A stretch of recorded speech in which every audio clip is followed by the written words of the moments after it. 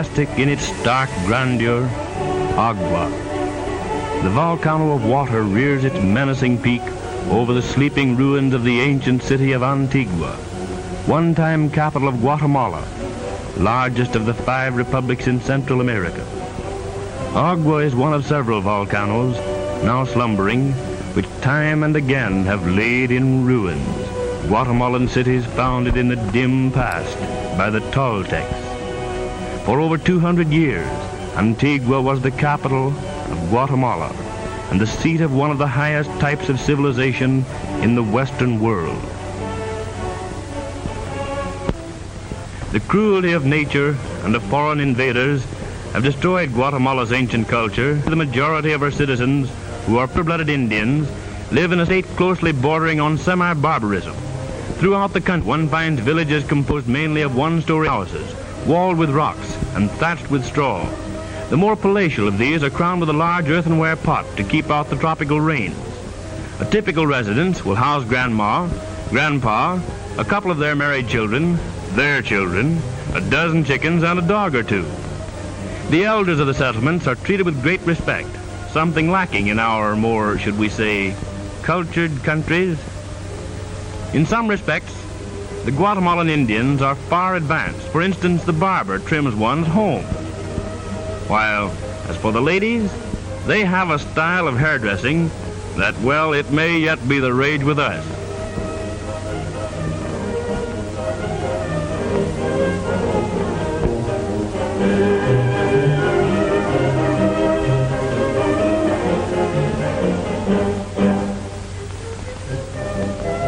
Hair and hat in one.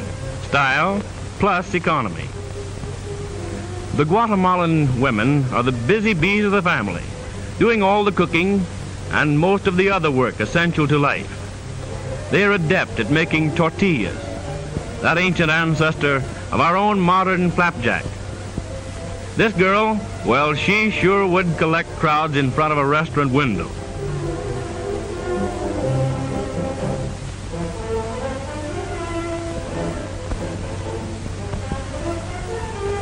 It looks here as if Mama and the kiddies are on an outing at the beach. But that isn't so. They're really hard at work catching fish to go with those tortillas. They build a breakwater of grass and weeds and gradually bring the ends together. The silly little fish, second cousins to sardines, are caught in the resulting pools and will be served for dinner. That is, if there's anything left of them after they're fried.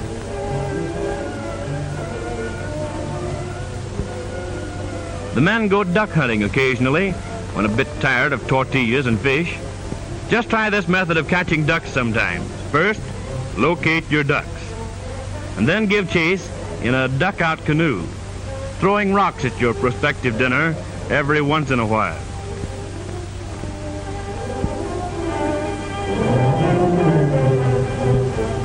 If you tire out the ducks before collapsing yourself, well, just sock one with a rock and call it a day.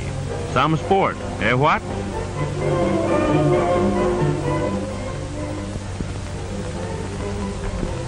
In their spare moments, it might be said while resting, the ladies of the Guatemalan Indian households convert the wool from sheep, which they raise, into woolen thread, and then into cloth. Though they have no spinning wheels, they're very adept into spinning the wool into thread with a stick for a spindle and a bit of broken gourd.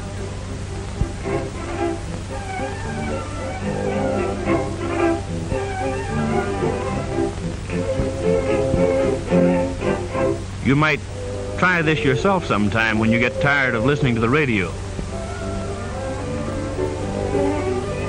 The finished thread is dyed on racks and rolled into skeins prior to being woven into cloth for clothing or into rugs and blankets, which are eventually bartered in the nearby marketplace. With the crudest of looms, the girls fashion this material.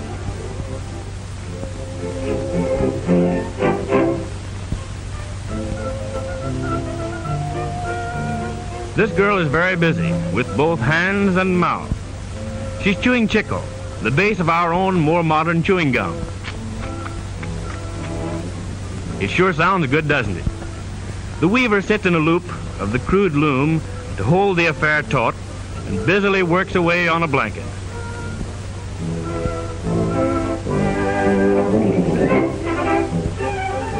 And here's the result of her work. It took a long time to make it, but it's guaranteed pure wool, a yard wide, and it'll last a lifetime. Though mules are used in transporting tobacco and coffee in bulk, the most common pack animal in Guatemala is the native Indian himself. Yes, indeed, Father does work at times, and here he is, several of him, on the way to market, with a load of pottery, blankets, cloth, and, well, what have you. The foundation for the pack is the cacast, resembling a music cabinet, which is carried on the back with the aid of a head strap. The average load is about 200 pounds for the men. Oh yes, the women carry packs too, though their packs are just a bit lighter, as, well, they generally have a baby to take along with theirs.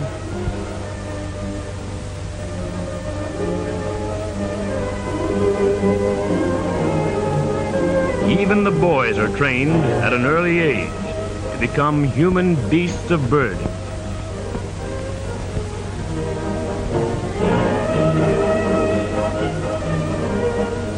Every community has its marketplace. Here, the caravan of two-legged mules finally arrives to trade its wares for necessities and luxury the natives are unable to produce at home. Here, all is commotion, with fruit vendors calling their wares, customers haggling over goods with merchants, acquaintances renewing old friendships and making new ones. It's just a short stroll from the hum and the buzz of the busy market to the big public drinking fountain in the plazas.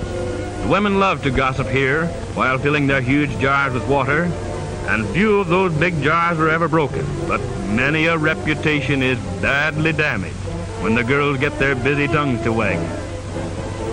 Every day is Monday at the big municipal baths where the women bring their dirty linen.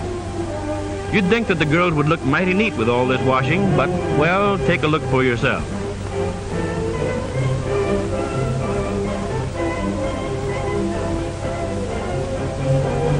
You know it's against the rules, but when the custodian of the bath isn't looking, the girls take a shower occasionally.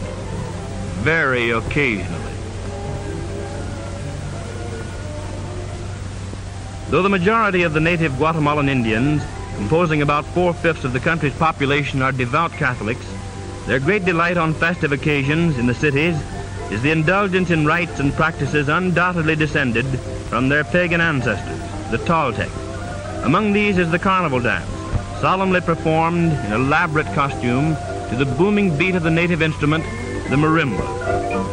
Even though these ceremonies are old as history, they have a definite place in the life of these people in the pre-Lenten celebration.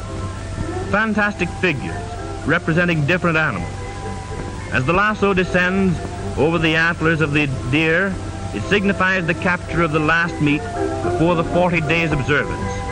But at work or at play, there looms in the background of the life of these peaceful people the age-old Menace of Agua and her sister volcanoes, which have so ruthlessly played their part in retarding the development of Guatemala.